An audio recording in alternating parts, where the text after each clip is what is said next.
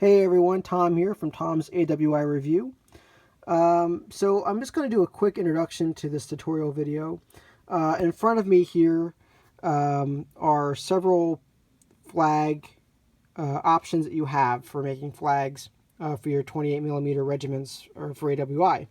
The Warlord Games is what we're going to be using for this tutorial, and I'll show you why in a second. There's also Perry miniatures. This is only a few of the flags. It's missing two of them, but I cut off. You can see where I cut off here for another regiment. But there's Perry miniatures has some flags for their miniatures. And also two flag manufacturers that I want to recommend right now are Flags of War and GMB Designs. Both of these are really solid flag manufacturers. I'll do a review on them separately in another video because this video is long enough as it is. Sorry about that, guys. But moving along from these, what I'm going to do here is just tell you a little bit what you're going to need for this tutorial if you want to follow along or do your own. So obviously flags, right? I'm going to use the green version of the militia flag here. I'm going to cut it out and then come back in a minute, but you're also going to need tin foil. Get a small, 2-inch by 4-inch sheet of tin foil. You can just tear it off and you're good to go. Make sure it's flat. Don't crinkle it. Don't crumple it up into a ball, and then don't do that. Try to keep it as flat. This one's been crinkled a little bit because I've already done the video. The tutorial itself. I'm coming back and redoing the introduction because I didn't like the first time around. So, so tin foil. Watered down PVA. When I say watered down, I mean consistency of milk. So, you've seen, PVA, it's pretty thick. Water it down to the consistency of milk and you'll be good to go. You can have a little bit more PVA if you want. You can make it a little thicker. It's really up to you. It's not going to matter too much with the exception of the last step, which I'll explain later in the video, and how to, care for your flag. And then once you have all of these things, and obviously a miniature to attach the flag to, I'm not going to attach this flag to a miniature. This is just a technique video tutorial, so don't, obviously you're going to attach the flag to the miniature, during this process. I'm not going to do it, so, if you're curious as to when to do it, consult with, leave it, post it in the comment section if you want to know, or maybe I'll just post a quick annotation in this video at the time where you would generally apply it to the miniature. So anyway, with that said, I hope you enjoy this video tutorial, and I'm going to do the power of video editing, cut to the cut up piece of flag, and we're going to start with the process. All right, and we're back. So, as you can see, I have my green militia flag, and you can kind of get the idea of the paper is pretty. It's pretty good. I would say it's, probably like closer to office paper like than it is to card, but there's definitely a little bit of mix in there. You also notice that it's pretty lined up. There's a little bit of leftover white paper around the edges there. That's not a problem. That's easily fixed with paint. Don't fret if for whatever reason you don't have perfect edges. None of my flags have perfect edges, or not perfect, unless you have like a super duper X-Acto cutting board that you can just make sure all your edges are just absolutely astounding. If you're doing it with a hobby knife, don't freak out. It's all right.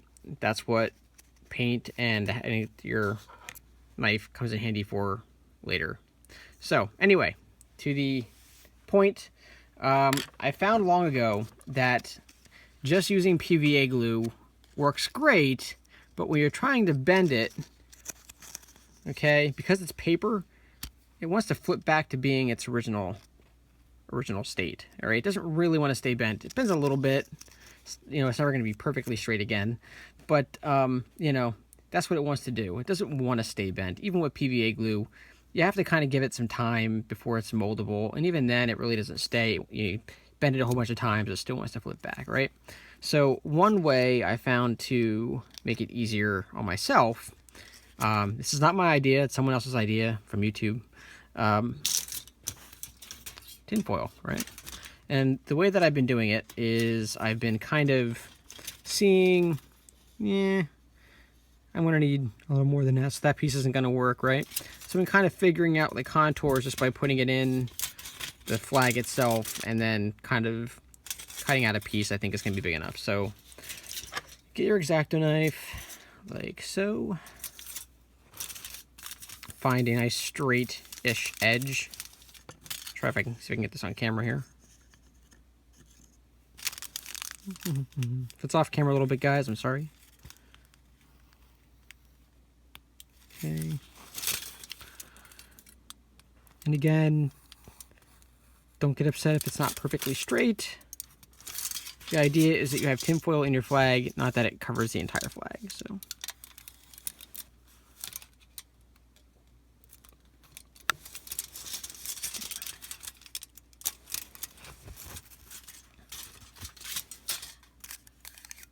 Okay, that might be, it is, okay.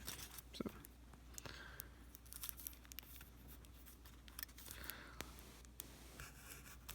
Little hobbies, arts, and crafts time with Tom's AWI review. Okay. Again, doesn't have to be perfect. The key is that when you put it in the flag and you secure it in with glue, that the edges are not obstructed by tinfoil.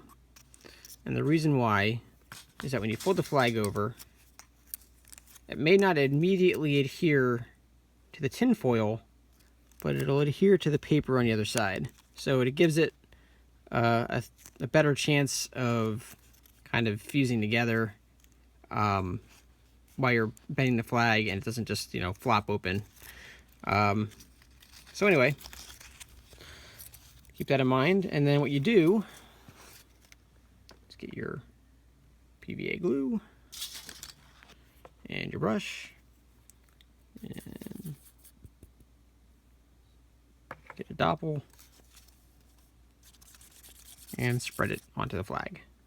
You're probably gonna have to do this a couple of times.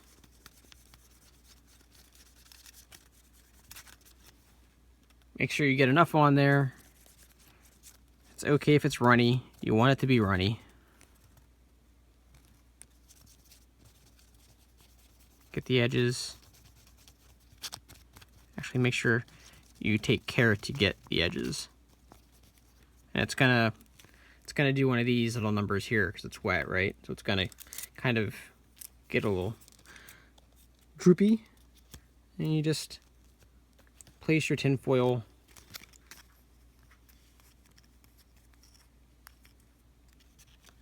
onto the flag, and you'll automatically notice that, guess what, the tin foil gives it structure. Structure is what we want.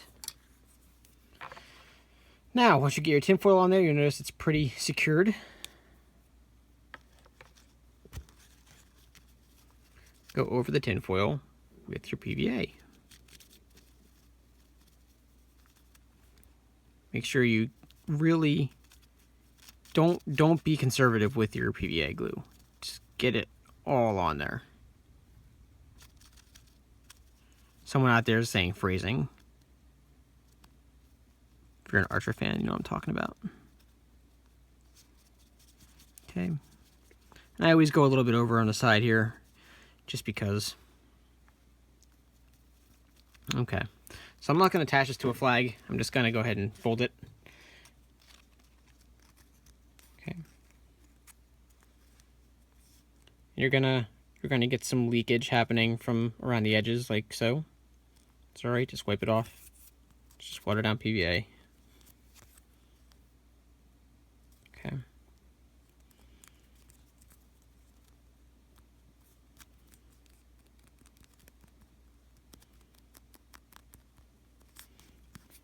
Okay. Now, you're going to notice automatically that the edges are going to be very secure, so the flag is not going to be peeling up Okay, the white edges, like I said, the result of not being a perfect cutter. All right. But now, see how easy it is to fold and maneuver this. And know what it's not doing? It's not bouncing back. Right? It's not being crazy, it's maintaining its shape. So letting you go nuts.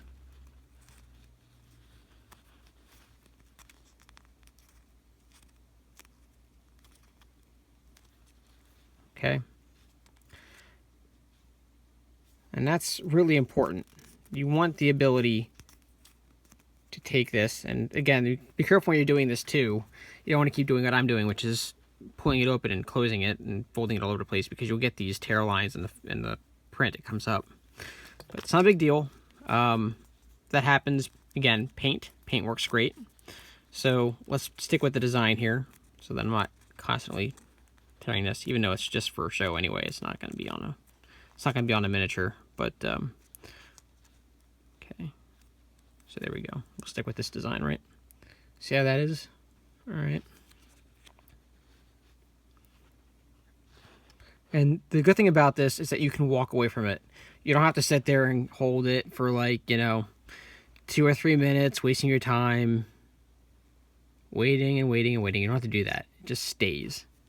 Because that tinfoil gives the structure, and thankfully it's, tinfoil, so it's flexible, and then it maintains its shape like tinfoil does, because tinfoil is tinfoil. So once you have this set, all right, once it's set, you don't have to worry about it anymore. You think the glue is dry on the inside fairly well. What you do, you get your brush,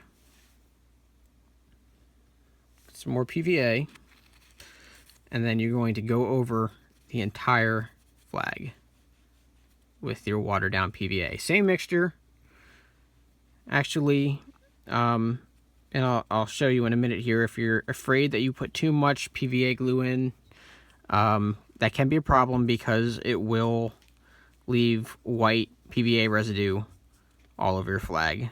But if you get the right mixture,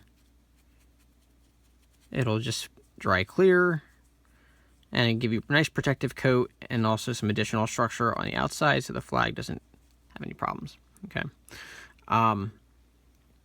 So if you start getting white residue when it dries, because everyone knows what happens with like Elmer's glue or white PVA glue when it dries, it looks, like chunky white hard substance. Don't worry if you start seeing that happen. All right, like if you see it, like right in here, you can kind of see PVA excess, right? Just put some water on your brush. Don't put any more PVA on it, but just put some water on your brush, and just take that water and spread the PVA glue around a little bit more. It doesn't take away the PVA that's already there. It just waters it down more, so that you have a little bit more control over it. And the more it's watered down, the clearer it's going to dry. You don't want it to become too watered down, though, or else it's not going to do what you want it to do, which is protect it. So just keep that in mind as you're doing this. Okay. Of course, I'm only doing one side here because, again, this is just demonstration. It's not something I'm actually taking my time and caring about at the moment, besides wanting to show you guys the technique, right? So technique, not the end result. But as you can see, still staying in place.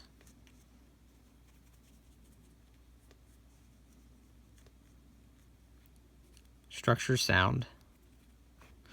Now, you can see too the PVA glue on it, right? The shine. Now I'm going to show you what that can do, right? So I'll show you one of my end results here.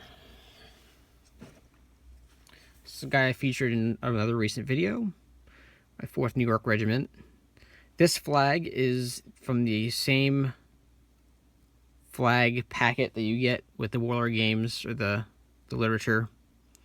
All right, it's just it's the Betsy Ross flag, and you'll see that turned out pretty well. Same technique that I just used below. This is the technique that I used for this. So it does work.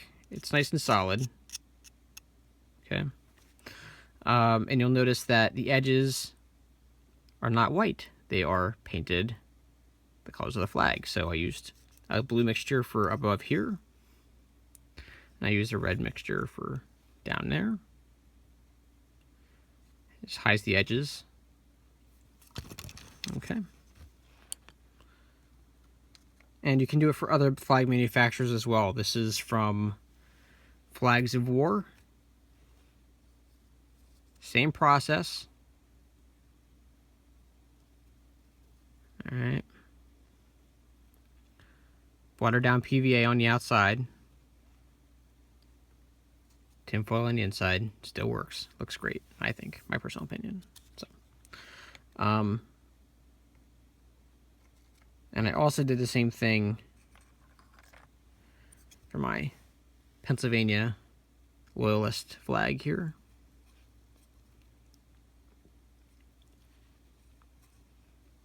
So this technique is really helpful, and you can see here that the finish is more matte, and that's a result of too much PVA not watered down enough. I mean, I don't mind it. I think it looks fine. I think it looks more like fabric, actually, than the glossy paper that it was. FYI, if you like this flag, this is also from Flags of War. You can get this, you can get Pennsylvania Loyalist the same way here, the same design, but the color you can change to match the facings of your regiment or whatever. So if you have a Loyalist regiment with red facings, or you have a different kind of Loyalist regiment, maybe like from the South or whatever, that doesn't have as good uniform as these guys do, you can get it in white or red or orange or multiple colors. So check out Flags of War. They have a really great design your own flag section for British and Americans. So anyway, there you go. My little shout out to Flags of War for having awesome flags. I'm not saying if you want to go back and use the technique of just using PVA and not using any sort of tinfoil, that works too. I did that process for this flag here for my Queen's Rangers. All right, it just took me forever to get the fold the way that I wanted it. I kept having to prop it up against something so that I could walk away and have to sit there and hold it. So, I mean, it does work. You can do it. If you do use that technique, though, definitely make sure that you coat the outside of it in PVA, because if you don't, there's a possibility that the flag won't maintain its shape for, you know, as you're walking away and letting it set, it might start to unravel. So make sure that you're on it. And actually, you can kind of see here, this is actually a pretty good example. So if you see that this is still getting foggy, you don't want it that foggy, you want it more crisp. Just get more water. Oh, reactivate the PVA. Okay. So, yeah.